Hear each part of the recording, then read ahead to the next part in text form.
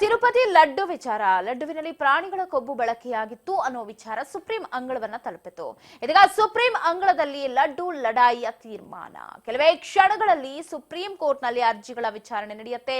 ಆರೋಪ ಪ್ರತ್ಯಾರೋಪದ ಬಗ್ಗೆ ಕೋರ್ಟ್ನಲ್ಲಿನ ಮೇಲ್ವಿಚಾರಣೆಯ ತನಿಖೆ ಕೂಡ ನಡೆಯುತ್ತೆ. ಇದು ತಿರುಪತಿಯ ಲಡ್ಡು ಲಡಾಯಿ ಸಂಬಂಧಪಟ್ಟಂತ ಅಪ್ಡೇಟ್.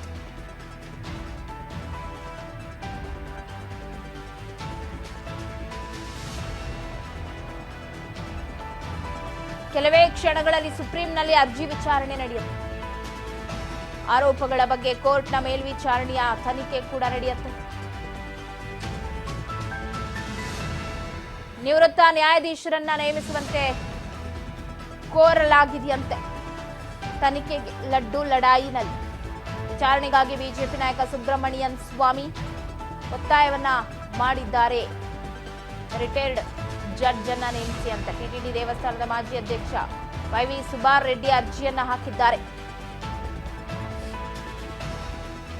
ಜಗನ್ ಸರ್ಕಾರದಿಂದ ಪ್ರಸಾರದಲ್ಲಿ ಕೊಬ್ಬು ಬಳಕೆ ಆರೋಪ ಕೇಳಿ ಬಂದದ್ದು ಗಂಭೀರ ಆರೋಪವಾಗಿತ್ತು.